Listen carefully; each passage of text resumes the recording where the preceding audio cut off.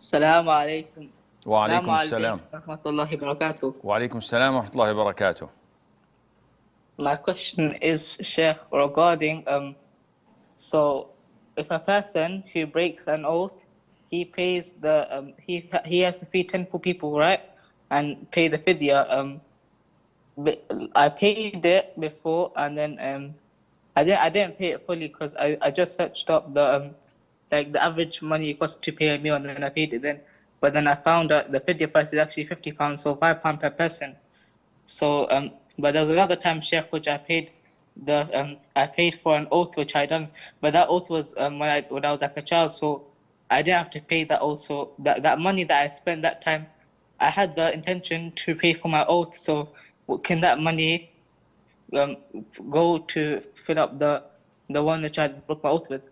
First of all, the expiation of breaking an oath is to choose between one of three: either to free a slave, which is not applicable nowadays, or to feed or clothe 10 poor Muslims. And if a person is unable financially to do any of the previously mentioned three, he has to fast 3 days.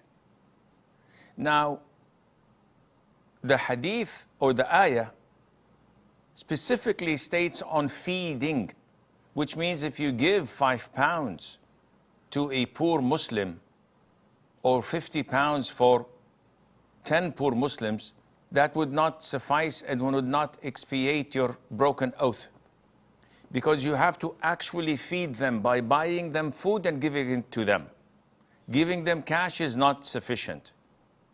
If you authorize a charity organization on your behalf to buy food and feed these Muslims, that is also sufficient.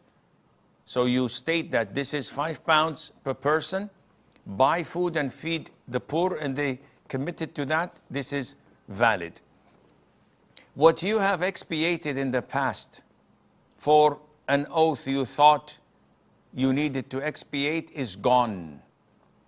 If you made oaths while you were a child and did not reach the age of puberty, this does not oblige you to expiate because you were not accountable at the time.